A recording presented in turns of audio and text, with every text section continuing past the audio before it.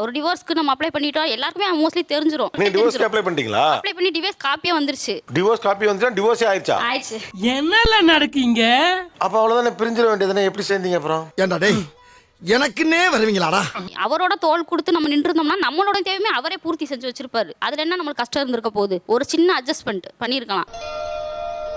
அவனும் கொஞ்சம் பொறுத்து இருக்கலாம்.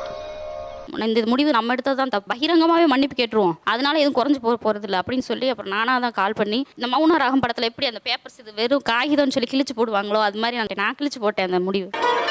அது வரைக்கும் ஞாபகமா இதை வச்சுக்கோங்க. இதுக்கு சிரிக்கிறதா சோகமா இருக்கதானே தெரியல.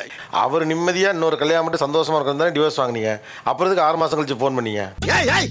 என்ன சொல்ல சொன்னா என்ன சொல்லிட்டு இருக்க? அந்த முடிவை வந்து நம்ம தப்பான முடிவு எடுத்துட்டோன்றது தெரிஞ்சிருச்சு. அந்த முடிவை என்னால ஏத்துக்க முடியல. அதுக்கு முன்னால 2 வருஷம் பிரிஞ்சானே இருந்தீங்க, அப்ப தெரியலையா? அப்பயும் தெரிஞ்சிச்சு சார், ஆனா அதிகாரப்பூர்வமாவே கிடைச்சிருச்சு இல்லையா? ஓ, முன்னாலேயாவது சேர்றதுக்கு வாய்ப்பு இருக்கு. பிரிஞ்சாச்சு. அதை பார்த்த உடனே தான், ஓ இனிமே நமக்கு சொந்தம் இல்லையாங்கிற மாதிரி ஒரு ஃபீலிங் வந்துச்சோ? பயமே வந்துருச்சு. எந்த ஒரு விஷயமும் நம்ம கூட இருக்கும்போது அதோட அருமை நமக்கு தெரியறதே இல்லை.